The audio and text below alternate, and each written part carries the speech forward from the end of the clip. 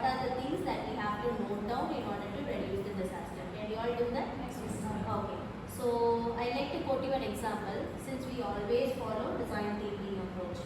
Am I right? So under that steps, why don't we split them up into several stages so that it will be helpful for us to reduce the disasters reduction risk factors. Okay, so that means that everywhere, wherever we go, when a disaster occurs or when a sudden impact occurs, the impact will be more for us, the time for us to take up to tackle that situation will take up more.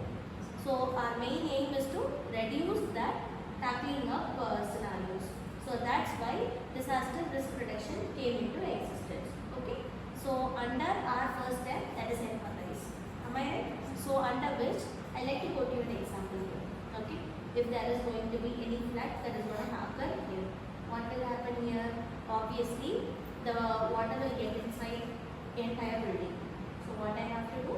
I have to get out of that place.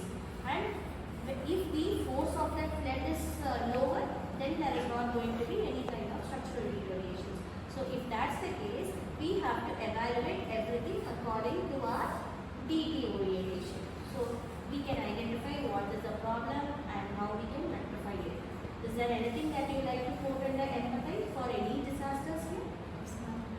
Yes. So disasters such as floods, earthquakes, cyclones and droughts cause large-scale damage to life, property and the environment. In recent years, climate change has increased both the frequency and intensity of disasters across the world.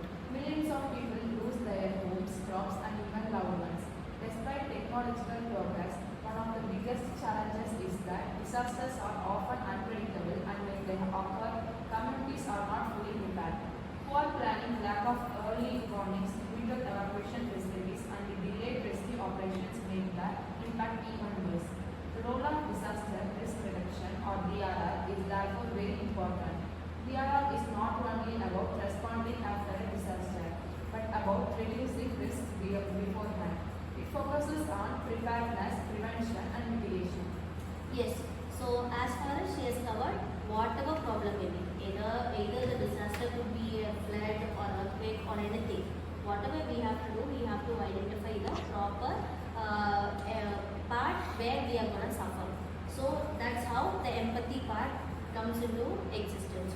So under empathy, what she has said that whatever is going to be the major problem for us, and for this she has quoted us several problems. Am I right?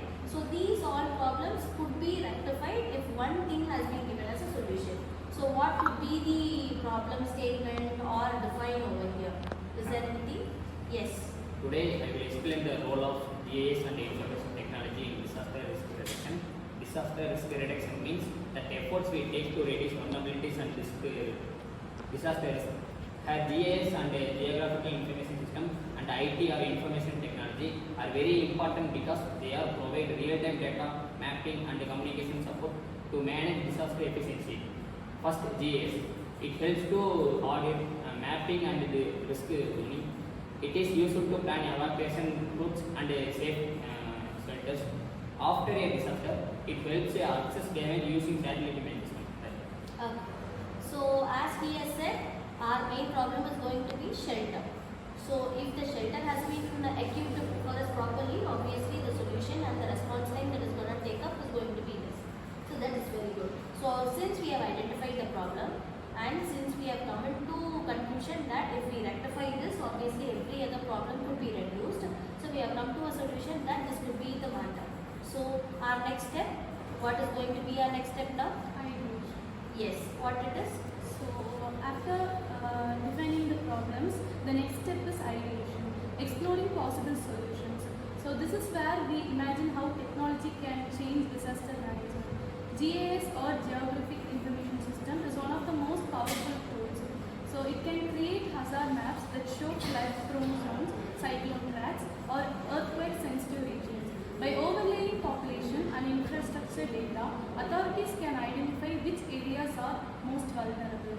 So GIS can also design evacuation routes and show the location of shelters. For example, in cyclone-prone coastal areas, GIS helps decide the safest path for people to move to to higher ground.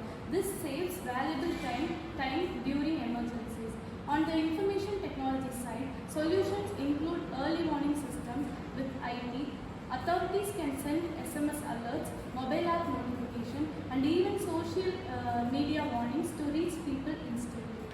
Yes, very good. So the idea could be utilization of our recent technologies, the geographical information system, and the technologies that will help us to monitor them, right? So this will give us a proper solution. So how we are gonna make this into an existence? So obviously we have to do the next step, that is either we have to prototype it and then we have to test it. Yes.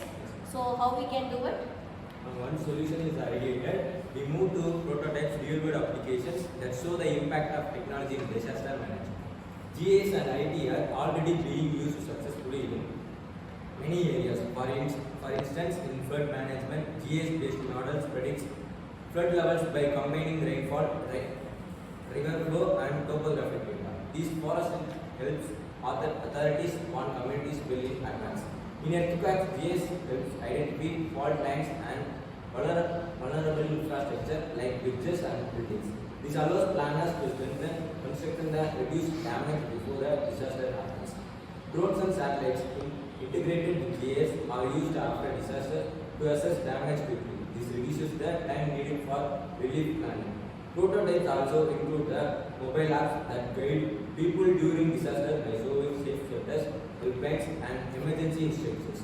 These practical applications demonstrate how GIS and IT are longer just concept but working. Tools improve preparedness, response, and recovery in disaster risk reduction. Yes, very good. So as you have said, we can incorporate this with the help of GIS tool, and we also can incorporate the availability of the data and then maintaining them for monitoring it. Okay. So obviously, after prototyping it, we are not going to stop there. We have to test it. Yes. So is there any solution for us to test it? Well, the final stage is testing and evaluate whether the solutions actually works in real life. Across the world, we can see many of the success stories. In the Kerala, flood mapping with the GIS and the IoT-based coordinates saved thousands of lives. In 2008, in Japan, early warning system sent alerts with the seconds, allowing people to take safe measurements before storm towers hit. Similarly, in cyclone zone in Odisha, India now records many lower capabilities because GIS and the IoT-based alert helps in timing. Yes, very good. Because we are prone to disaster, most probably because we are surrounded with the coastal areas, and also we are prone to earthquake. Okay, so obviously we have taken up the previous class, as I have said, during earthquakes, the number of fatality is more when compared to that of the other disasters. So the three major disasters going to be earthquake, flood, and cyclone. So obviously we have covered this everything. What we have to do here is we will take up charge over here. We will develop a lab so that it will be helpful for us to monitor it and indicate the people as the tests at the stage as Soumya has said. Okay. Then we will come to a solution that if this happens, this will could be taken care of, and we can avoid most of the problems that will arise in the near future. Can you all do that? Yes, ma'am. Okay. So let us stop our discussion over here. Tomorrow we'll meet up with another discussion.